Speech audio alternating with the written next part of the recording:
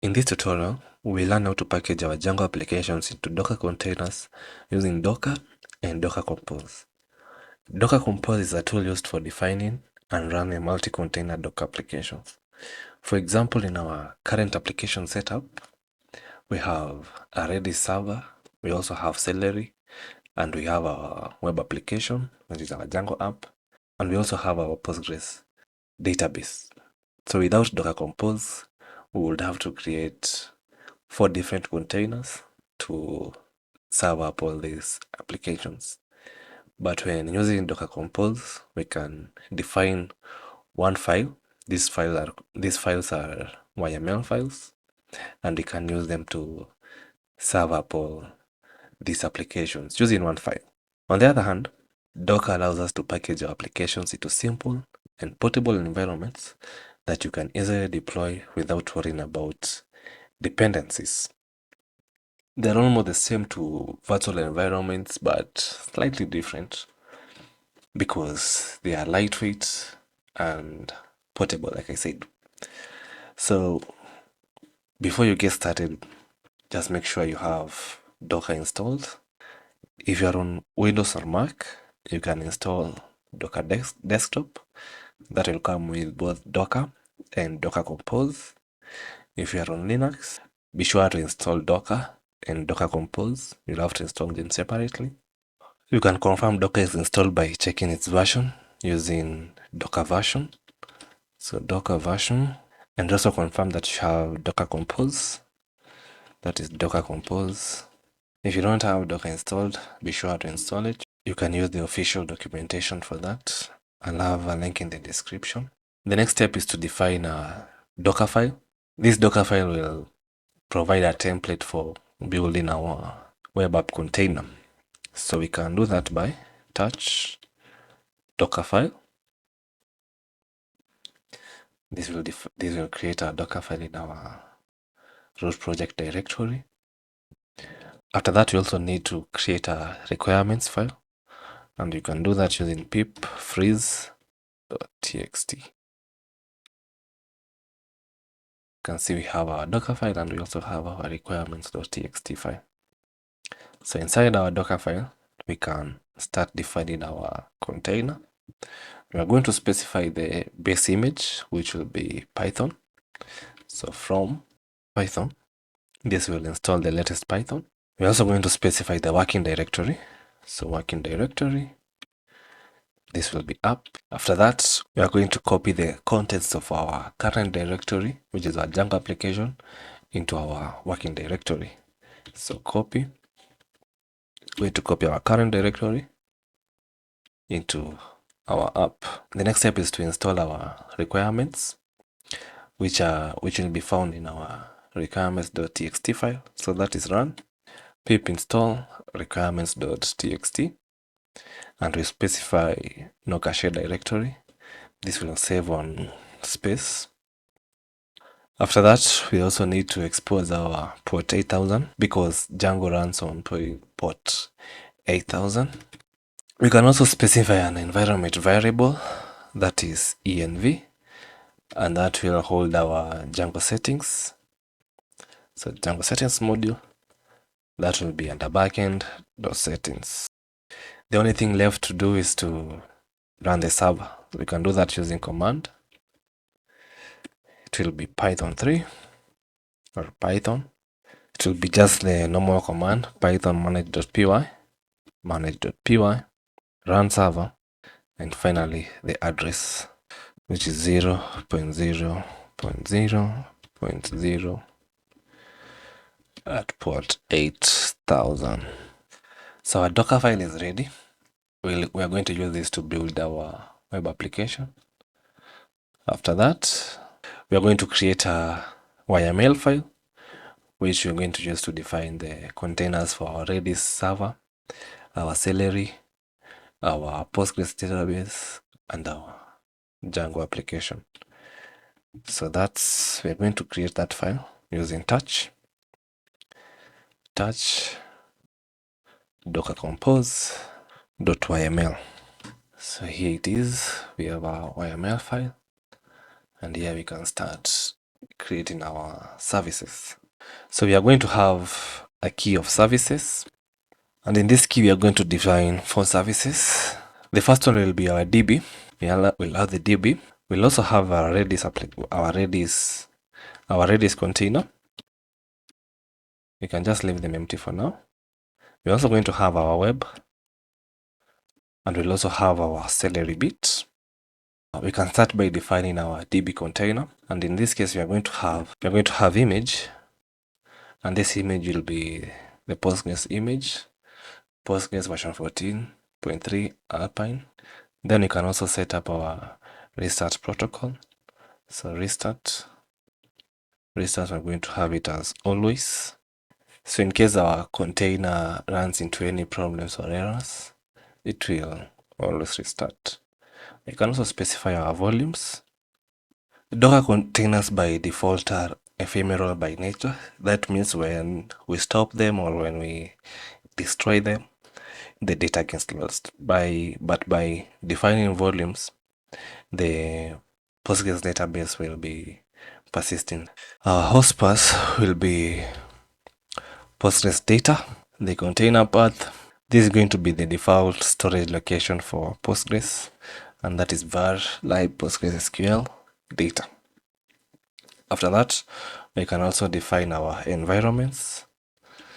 Environment, I'm going to have Postgres DB. The value will be simply Postgres, and we can just copy this. I'm going to have 3 more. They'll be very similar. They'll all be Postgres. After that, we can start defining our Redis container. So the Redis, we are going to specify the image. The image will be Redis, and we just want the latest image. This is going to pull this image from the Docker Hub or Docker repository, and it's going to pull the latest image. After defining our Redis container, we can continue to define our web container. Inside our web container, I'm going to specify build, and here I'm going to build using the Dockerfile we defined, and that's in the current directory.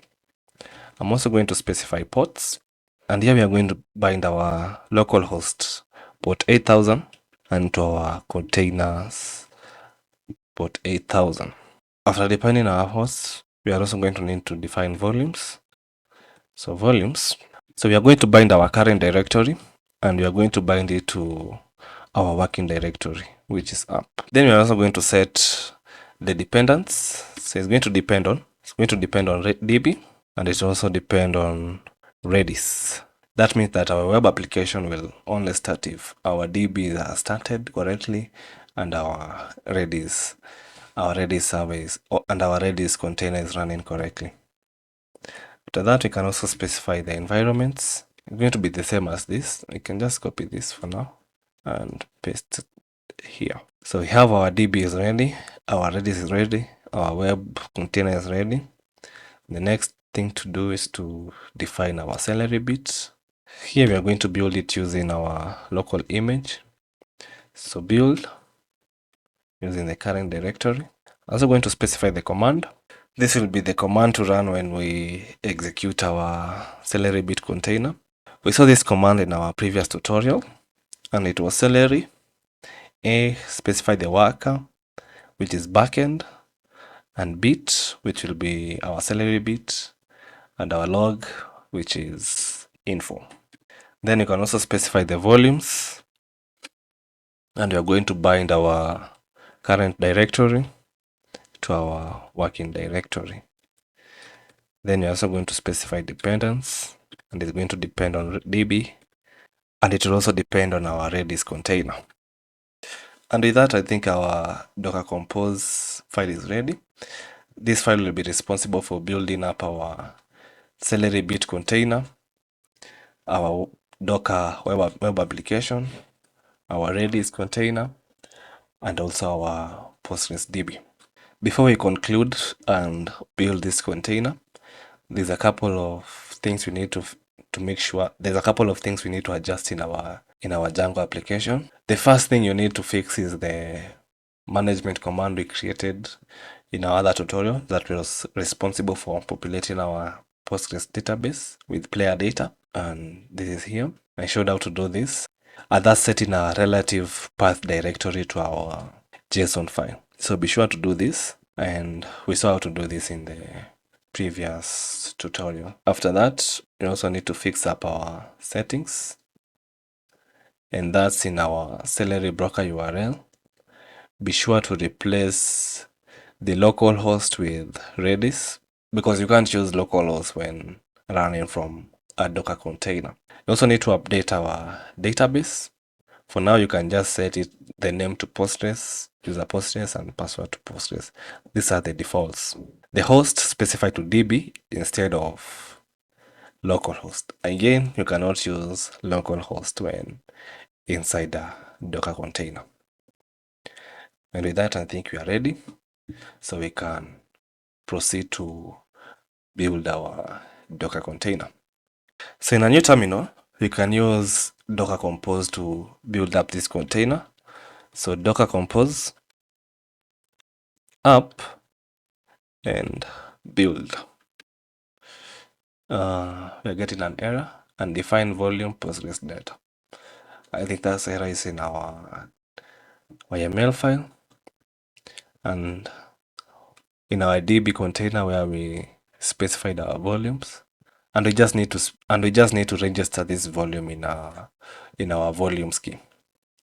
So we can bring this down for clarity. So below our services, outside our services, we can specify volumes. And here we can have our Postgres volume. So that's Postgres data. And with that, I think we are ready. So we can run this command again. Docker Compose up build. That is going to build it. So that will build the container, install our requirements, build up our Redis server, and start executing our application and Celery. So give it a few minutes. So after that's done, you should be able to get something of the sort. And you're going to get these errors, and that's because we haven't made our migrations. You can see it's trying to read our Celery periodic tasks from our tables, but we haven't made our migrations. So in a separate terminal, we can do that. And we can execute our migrate command straight from the Docker container. So Docker Compose, execute. And here we're going to specify the container name, which is web. And we're going to say Python manage.py migrate. And this will apply our migrations.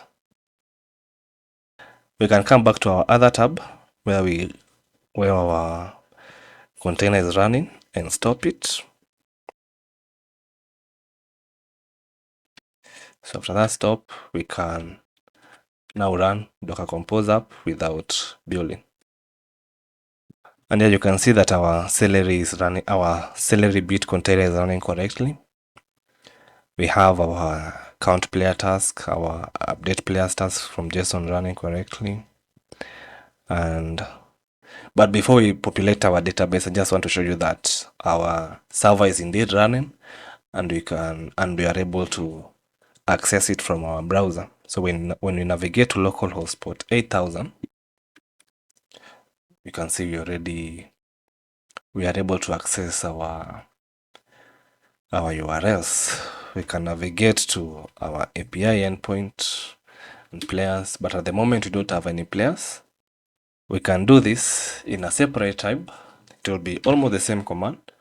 So manage.py, and you can recall our custom command which we created in a previous tutorial, responsible for populating our players database, was load JSON data.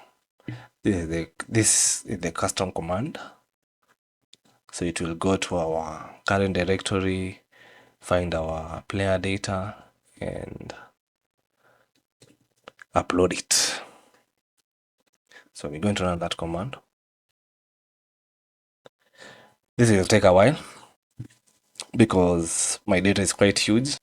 I'm going to share this data with you, a smaller one. If you want the full data, I'll have a link in the description of how you can get it. Mine is around 160k plus. I'm going to share with you about 100 or so.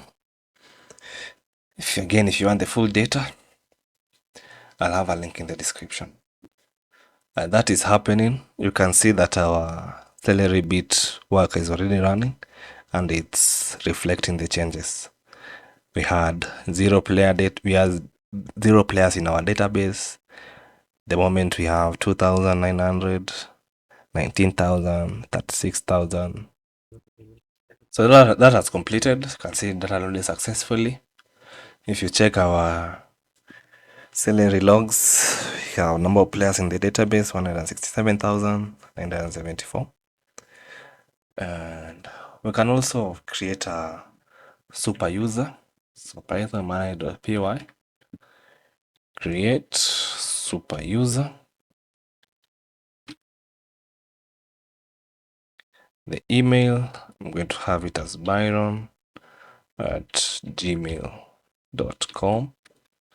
First name Byron, last name cool, password testing321. Testing321. Super user has successfully created. And when we get to our players endpoint, we get all players. So that is working correctly. We can also navigate to our admin page, byron@gmail.com. The password is testing321. And yeah, everything is working correctly. You can see we have our periodic tasks, our players, and our users. So I think that's working correctly. In the next tutorial, I think I'm going to show you how to deploy this application to our Linux server. We're going to use AWS. And I'm also going to show you how you can set up a continuous integration and continuous development pipeline, or commonly known as CI/CD. We are first going to learn how to do that using GitHub Actions, and maybe in a future video we can see how to do that using Jenkins. But for now, if you've found this video useful, consider giving it a thumbs up, sharing it with a friend, and subscribing for similar content. Thank you for watching.